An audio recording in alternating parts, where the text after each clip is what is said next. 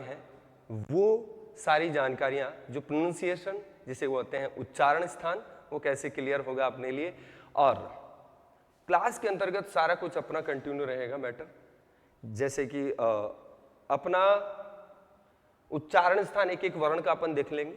जब अपन उच्चारण स्थान जानने कार्य लेंगे तब आप लोगों को जो है उन वर्णों को उच्चारित भी करते जाना। और जो जानकारी आप लेते जा रहे हैं बिल्कुल कॉपी और पेन लेकर के जरूर बैठना, क्योंकि कॉपी और पेन लेकर के जब बैठोगे तो ये तो चलो आप लोगों के पास में रहेगा ही, या आप लोगों को स्कूल में भी मिल ही जाएगा, या आप लोगों को आपके अपने ऐप के ऊपर भी मिल ही जाएगा, है कि नहीं। लेकिन ये आपके हाथ से लिखा हुआ रहेगा तो और भी ज्यादा बेटर रहेगा, क्योंकि मन ही जाने मन की बातें, ऐसा ही कुछ होने चाहिए। तो चलिए बात करते हैं आज की अगली अपनी बेहतरीन क्लास का। एक बार के लिए सभी के सभी लाइक का बटन जरूर दबा देना, और हाँ कमेंट्स में एक बार के लिए दिल वाला इमोजी भेजिएगा जरा। शास्त्री की अपनी क्लास है। आगे अपन बात कर लेते हैं इस क्लास के अंतर्गत अपन क्या क्या पढ़ेंगे। मैं अगर थोड़ी सी जानकारी आप लोगों को दूं तो ये सारा कुछ अब इसमें से अपने लिए जो है मैं आप लोगों को जानकारी दे देता हूं हल्का फुल्का से, जो अपने लिए इंपॉर्टेंट रहने वाला है उसके लिए। देखिए उच्चारण स्थान अपन पढ़ेंगे, ठीक है, उसे क्या कहते हैं, मतलब क्या होता है उच्चारण स्थान, ये अपन जानेंगे। इसके बाद में अपन देखेंगे वर्णों के लिए उच्चारण स्थान। ये दो जानकारी अपने लिए इंपॉर्टेंट है, इन दोनों के बारे में ही अपन इस क्लास के अंतर्गत देखने का प्रयास करेंगे। अगर अपने को लगा कि भाई साहब क्लास में टाइम ज्यादा हो रहा है, मतलब ऊपर से निकल रहा है ना, तो फिर इस क्लास को अपन अगली क्लास के लिए मतलब पार्ट 2 बना करके भी ऐड करके देख लेंगे। एक बार के लिए सभी के सभी जरा मुझे बता दीजिए, क्लास शुरू कर लूं? हाँ, आवाज अच्छे से आ रही है, मैं अच्छे से दिखाई दे रहा हूं, आप लोगों को कंटेंट अच्छे से दिखाई दे रहा, पीपीटी अच्छे से दिखाई दे रहा, तो बता देना मेरे दोस्तों। बात करते हैं आज की आपकी क्लास के लिए, चर्चा करते हैं उच्चारण स्थानों की जानकारी आप लोगों के साथ में रहेगी। अब देखिए उच्चारण स्थान किसे कहते हैं, सबसे पहले तो यह जानना बहुत जरूरी है अपने लिए, है कि नहीं। तो जब मैं आप लोगों से पूछ रहा हूं कि आप जरा आवाज बोलिए जरा, जब आप बोल रहे हैं, है कि नहीं, तो यह जो आप बोल रहे हैं, क्या यह जो आप लोग वर्णों का उच्चारण कर रहे हैं, क्या यह सही तरीके से है या नहीं। क्योंकि वर्णों में हम देखते हैं 3 श होते हैं। अभी अपन देखेंगे कौन से श को किस तरीके से और सही मायने में उसे उच्चारित किया जा सकता है, ये जानकारी अपन इस क्लास में लेंगे। मतलब सारा कुछ वर्णों वाला खेल है, ठीक है। तो आओ जरा बात करते हैं। सबसे पहले आप लोगों के लिए जानकारी में दे देता हूं कि उच्चारण स्थानों की जानकारी के अंतर्गत अगर मैं आप लोगों से ये कहूं किसे कहते हैं, मतलब क्या होता है उच्चारण स्थान, तो ये कोई ज्यादा बड़ी भारी बात नहीं है, छोटी सी बात है। खुद कह रहा है, यहाँ लिखा हुआ है कि वर्णों का वर्ण जो है, जैसे कि हम कहां से बिलोंग करते हैं, जैसे कि मैं अपनी बात करूं कि मैं भारत देश के यहां से बिलोंग करता हूं, वहां उस नगरी को गुलाबी नगरी कहते हैं। अब गुलाबी नगरी, जी हां जयपुर। अब आप लोग भी कहीं ना कहीं से बिलोंग करते हैं, है कि नहीं। जैसे आप लोग जालोर से बिलोंग करते हैं, जालोर में भी साइला से बिलोंग करते हैं, साइला में भी अगर मैं कहूं तो महादेव कॉलोनी से बिलोंग करते हैं, ऐसा कहीं ना कहीं जगह से बिलोंग करते हैं आप लोग। तो जिस जगह से आप बिलोंग करते हैं ना, उसी ही जगह के लिए आपकी जानकारी मानी जाती है, आप वहां के वासी बन जाते हैं, कहलाते हैं। तो उसी प्रकार से जब हम जहां से बिलोंग करते हैं वहां के वासी कहलाते हैं। उसी प्रकार से ध्यान से समझिएगा कि जहां से वर्णों का जिस स्थान से उच्चरित किया जाता है, ध्यान से समझना, जिस जगह से मुख से जिह्वा, जो जीभ है अपनी है, ये जीभ जो चटोकरी है, चटोकरी बोले तो मतलब कि इसको जो है कुछ भी खाने के लिए बस खिलाते जाओ, खट्टा मीठा, मीठा, मेरे को मीठा ज्यादा पसंद है वैसे। हाँ, और कल अगर आप स्कूल में आओ ना तो मेरे लिए कुछ मिठाई लेकर के आना, क्योंकि आज अपनी मतलब क्लासेस शुरू हो रही है ना अपने लिए। उसी जिस स्थान से उच्चारित किया जाता है वर्ण को, उसी को उच्चारण स्थान कहा जाता है। सीधी सिंपल सी भाषा में आप लोगों के साथ में जानकारी देते जा रहे हैं। आओ जरा आगे बात करते हैं संस्कृत में, क्योंकि अपनी संस्कृति क्लास है। देखो भाई, मैं सीधी सी बात बता देता हूं, संस्कृति क्लास अपन ले रहे हैं तो संस्कृत का ही बोलबाला अपन देखते जाएंगे। इसमें ऐसा नहीं होगा कि हम जो है हिंदी की बातें करने लग जाएंगे, नहीं। संस्कृत बोले तो संस्कृत, हाँ, संस्कृत को समझाने के लिए हिंदी का सहारा मैं जरूर लूंगा। बहुत बार आप लोगों के माइंड में रहेगा क्योंकि अपन ने अयोगवाह पढ़े हैं। अब अयोगवाह हिंदी में बोले तो 2 अम और अह, लेकिन संस्कृत की अपन बात करें तो संस्कृत हमारे लिए 4 होते हैं, अनुस्वार, विसर्ग, उपधमानी और जिह्वा मूल्य। पढ़ा है ना अपन ने, याद कर लेना, क्लास में पढ़ा है आप लोगों को। तो संस्कृत की बात करें तो संस्कृत वर्णमाला में सामान्यतः 7 उच्चारण स्थान होते हैं। हालांकि संख्या आप लोगों को कहीं पूछेगा नहीं, लेकिन पता होना चाहिए। संख्या पूछी कहीं नहीं जाएगी, लेकिन पता होने से, सामान्यतः मतलब नॉर्मली अगर कोई पूछ ले तो जानकारी होनी चाहिए। लेकिन जब मैं यहां पर बात करता हूं, आगे बढ़ता हूं, पाणिनीय शिक्षा के अनुसार, अच्छा पाणिनीय शिक्षा बोले तो जानकारी दी है, क्लास में बैठे थे ना अपन, 2-3 दिन पहले क्लास हुई थी अपनी, उसी में मैंने आप लोगों को बताया भी था कि पाणिनीय शिक्षा के अंतर्गत वर्णों की काउंटिंग अलग है, माहेश्वरी सूत्रों के अनुसार अलग है। बताया था ना, माहेश्वरी सूत्रों के अनुसार स्वर वर्णों की संख्या कितनी, जरा बैठे बैठे जोर से आवाज लगाना, मतलब फोन में से मेरे पास आनी चाहिए आपकी आवाज। वाह, कमेंट करके बता दो जरा कितने होते हैं माहेश्वर सूत्रों के अनुसार स्वर वर्णों की संख्या कितनी, जरा कमेंट करके बताना। और माहेश्वर सूत्रों के अनुसार व्यंजन वर्णों की संख्या कितनी और यही डिफरेंट है। अब मैं बात करता हूं पाणिनीय शिक्षा के अनुसार स्वर वर्णों की संख्या कितनी और पाणिनीय शिक्षा के अनुसार व्यंजन वर्णों की संख्या कितनी, मैंने बताया था आप लोगों को, जानकारी दी थी, कमेंट करके बताना। चलिए अभी अपन उच्चारण स्थानों की चर्चा कर रहे हैं। तो जब मैं उच्चारण स्थानों की बात कर रहा हूं यहां पर, तो 8 उच्चारण स्थान कौन कौन से, अगर इनकी बात करें तो यहां पर पाणिनीय शिक्षा में एक लिखा हुआ है सूक्ति कि अष्टौ स्थानानि वर्णानाम उरह, उरस, ये उच्चारण स्थान आप लोगों के सामने आया है। दूसरा इसके बाद में कंठ, मतलब कि कंठ। इसके बाद में है सिरस, सिरस तथा मतलब कि सिरस, सिरस बोले तो मूर्धा। अब कौन सा उच्चारण स्थान कहां पर मौजूद है इसकी जानकारी भी अपन लेंगे, है कि नहीं, थोड़ा थोड़ा जानकारी सारी कुछ लेंगे। कौन सा उच्चारण स्थान अपने कंठ में है या मुख में कहां स्थित है, ये भी जानकारी भी लेंगे। और आप लोग बड़े आराम से पढ़िए, एक एक टॉपिक को पढ़ेंगे जरूर। और अगर आप को कहीं डाउट हो कमेंट्स करके जरूर बता देना, मैं उसका जवाब देने का प्रयास करूंगा। बात करते हैं मूर्धा के बाद में जिह्वा मूलम। अच्छा कुछ जानकारी में आ रहा है जिह्वा मूलम बोले तो, जिह्वा मूलम बोले तो जहां से जीभ, मतलब मूल बोले तो मूल जड़, और जिह्वा मतलब जीभ, है कि नहीं, उसी स्थान को कहेंगे जिह्वा मूलम। आगे बढ़ते नंबर 5 पर, चदंताश्च अर्थात दंत, दांत। आगे आता है नासिकौष्ठौ, नासिका और औष्ठ, या फिर 2 हो जाते हैं। और इसके बाद में ये तो 7 हो गए, ठीक है। और देखिए जरा चालू च। अब इस पूरी कारिका को अगर ये अपन पढ़ें पूरे श्लोक को एक साथ में, तो आता है अपने लिए कि अष्टौ स्थानानि वर्णानाम उरह, अष्टौ स्थानानि वर्णानाम उरह कंठ शिरस तथा जिह्वा मूलम च दंता स नासिकोष्ठौ च तालु च। इसको याद नहीं करना है, लेकिन माइंड में रखना है। उच्चारण स्थान सबसे पहले है आपका उरस, फिर है इसमें कंठ बताया, फिर मूर्धा जिसे शिरस कहा है, फिर यहीं पर आपका जिह्वा मूलम बताया, दंत।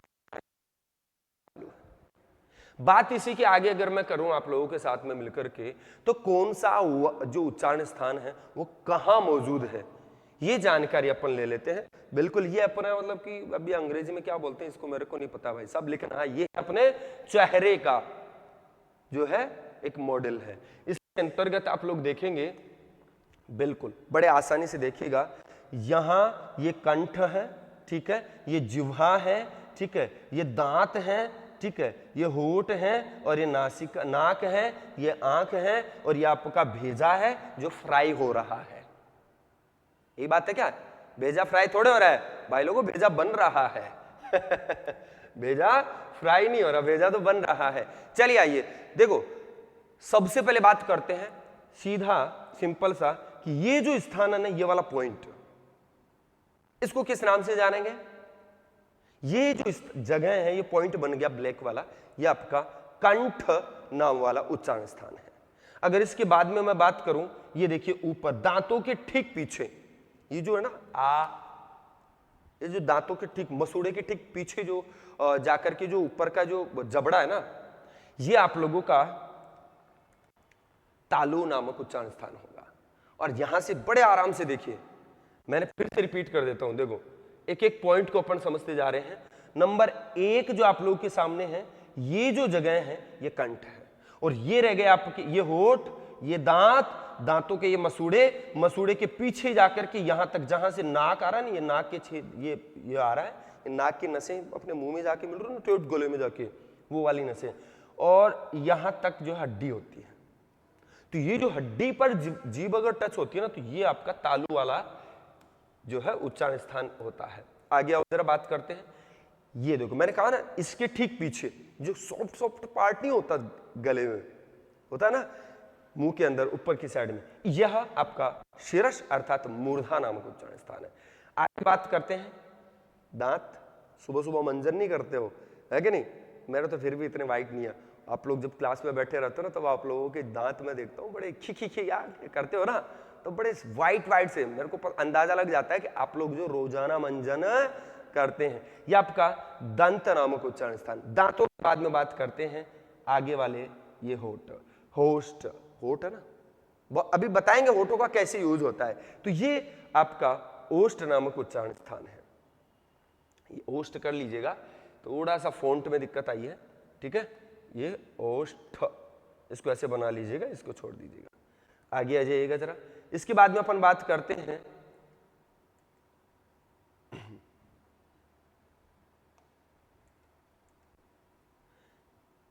नाक।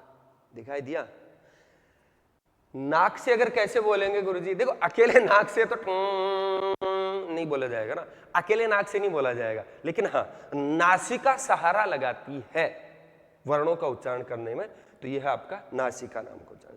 इसके बाद में अगर मैं चर्चा करूं तो आपका ये देखो, ये जीभ है, जीभ जहां से शुरू हो रही है, मैंने कहा ना जीभ का मूल, जिह्वा की जड़, तो यह आपका जिह्वा मूलम, ये आपका इस प्रकार से बन जाएगा,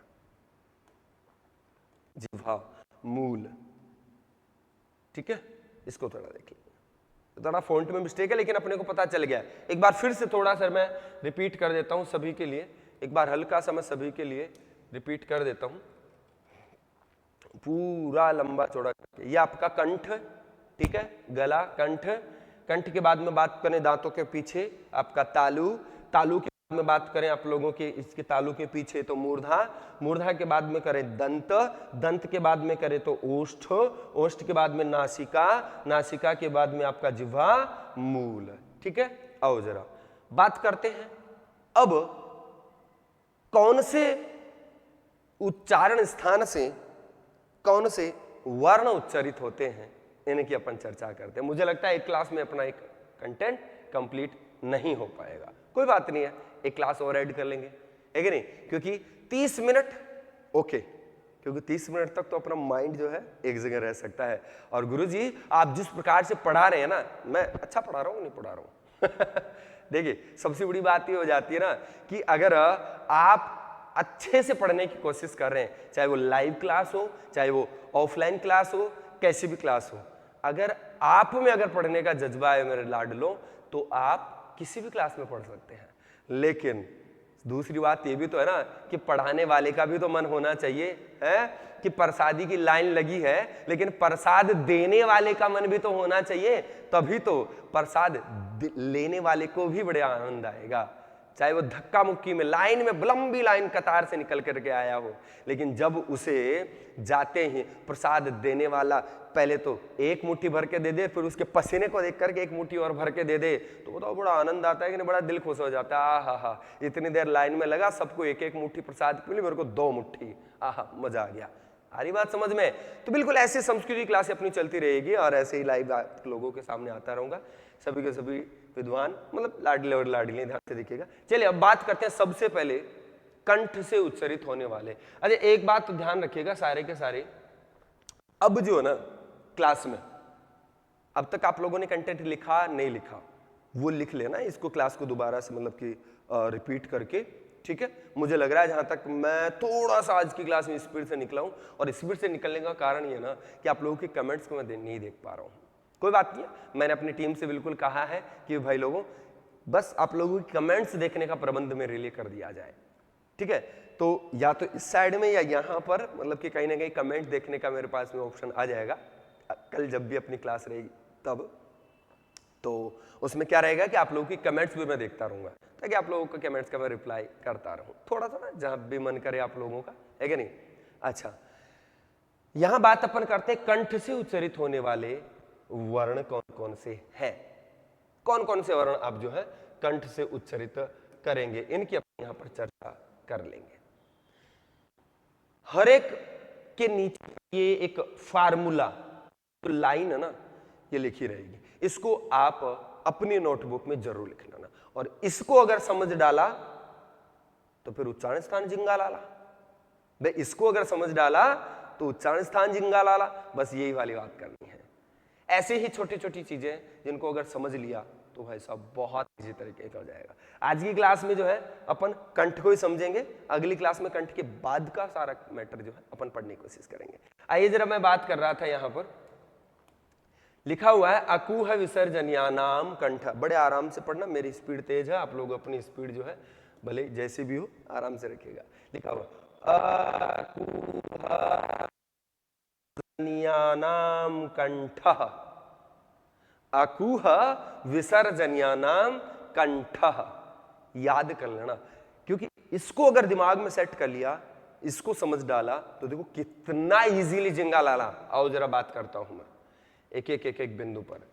सबसे पहले क्या है भाई, अ, देखो जरा, अ आपका कंठ से ए हो, ए, अच्छा ए कितने प्रकार का, पाणिनि शिक्षा के अनुसार 3 प्रकार का बताया था ना, क्लास में बैठे थे अपन, जरा जोर से बोलना कौन कौन से होते हैं। आपका ह्रस्व ए आया, दीर्घ में आ बन गया, और प्लुत में आ, जैसे कोई चांटा मारा और फिर साउंड आया हुआ है कि नहीं, लाइक दैट। तो इस प्रकार से आ गया। अब इसमें 18 प्रकार कौन से हैं उसकी चर्चा अपन जब क्लास होगी अगली उसमें चर्चा करेंगे। अभी के लिए अच्छा, किस किस के दिमाग में आ रहा है, ये तो चलो ए तो हो गया, किस किस के दिमाग में आ रहा है ये कू का मीनिंग क्या हुआ, बताया था जब व्यंजन वर्ण समझाए थे पाणिनि शिक्षा के अनुसार, तब जानकारी दी थी, तब वहां बताया था कि स्पर्श व्यंजन वर्णों की संख्या 25, और स्पर्श व्यंजन वर्णों को और दूसरे नाम से क्या बताया आप लोगों ने, हा? स्पर्श व्यंजन वर्णों को हमने जानकारी दी है वर्गीय वर्ण, और वर्गीय के अलावा उदित कहा था क्या, उदित में फिर हमने जाकर के लिखा था कि कूचू टू तू पु ए दे इदा, यहां पर थी उस क्लास में, यहां पर था वो कंटेंट, है कि नहीं, एक ऐसे चौकोर सी बन करके चौखाने में पैक था कि नहीं। तो कूचू टू तू पु, कू कै वर्ग चू, च वर्ग टू, ट वर्ग तू, ट वर्ग पू, पै वर्ग बताया था। तो आ जाओ जरा, अब यहां कू बोले तो कै वर्ग, कू का मीनिंग क्या निकल करके आ गया आप लोगों के लिए, कू का मतलब कै वर्ग, कै में क ग घ ङ, आगे आगे जरा, अब आगे एक छोटी सिंपल सी बात है, क्या लिखा हुआ है, है लिखा हुआ, बस अब इसके लिए है लिखा हुआ है, तो अगले वाला जो आएगा वो है ही आएगा, है कि नहीं। इसके अलावा जहां से जानकारी लेंगे तो ये देखिए यहां लिखा हुआ विसर्जनीय नाम, इसका मीनिंग है विसर्ग, विसर्ग को पाणिनि शिक्षा में विसर्जनीय कहा है। अब विसर्जनीय बोले तो जब कभी विसर्जनीय विसर्जनीय अगर आ जाए शब्द तो क्या मीनिंग निकालोगे आप लोग, विसर्ग। अच्छा, विसर्ग जो है आप लोगों को विसर्ग भी 2 प्रकार की बताई थी, एक तो पूर्ण विसर्ग और एक अर्ध विसर्ग बताया था ना, अरे अयोग काउंट किया था अपन ने, जरा याद करो, याद करो वो कुर्बानी जो यहाँ पर क्लास में बैठे बैठे आप लोगों ने दी थी, है कि नहीं, वो वाली। चलिए एक बार के लिए थोड़ा सा हल्का सा रिवीजन कंठ वर्णों का अपन ले लेते हैं। कंठ आप लोगों का जो होता है वर्ण, वो ये जो उच्चारण स्थान होता है ये आपके गले का, जहां से गले से निकलती है, जिह्वा जो है कहीं पर टच नहीं करती और सीधा कंठ से, कंठ में वाइब्रेशन करके और वहीं से निकालती है, जैसे आ, कहीं पर जिह्वा टच नहीं हो रही, सीधा कंठ से निकल रही है ध्वनि। अब आ जाओ कू, कू बोले तो क ख ग घ ङ आ रही साउंड, गले से आ, जीभ कहीं पर टच नहीं कर रही है, ठीक है। आओ जरा ह जिह्वा कहीं टच हो रही है, नहीं हो रही, सीधा कंठ से निकल के आ रहा है। मैं बात करूं विसर्ग, अच्छा विसर्ग का साउंड भी मैंने आप लोगों को कहा था कि लगभग लगभग है के जैसा ही आता है कि नहीं, ह जैसे आप यहां कंठ, इसको क्या करें कंठ, तो ये निकल के आया ना, लास्ट में विसर्ग का उच्चारण तो आ रहा है। तो ये सारे के सारे वर्ण आपके कंठ से ही बोले जाते हैं। ठीक है, ये तो आप लोगों की आज की क्लास रही और आपके कमेंट्स का मैं इंतजार करता रहूंगा। इस क्लास के तुरंत बाद में नीचे आप लोग जो है कमेंट्स आप लोगों के लिए ऑन रहेंगे। क्लास कैसी लगी इसके बारे में जरूर जानकारी दीजिएगा। और सभी के सभी नन्हे मुन्ने से, अब टाइमिंग हो गया आप लोगों का नाश्ता पानी है, तो मैं भी थोड़ा सा पानी पी लेता हूँ, फिर अगली क्लास के लिए रेडी होता हूँ। आप लोग भी जरा अपने अपने घर पर अगर कहीं पर है तो पानी पीजिए, फ्रिज का पानी मत पीना, मटके का पानी पीना। मिलते हैं अगली क्लास में कल ठीक इसी समय पर। तब तक के लिए सभी को नमस्कार, सभी को शुभ रात्रि, अच्छे सपनों के साथ।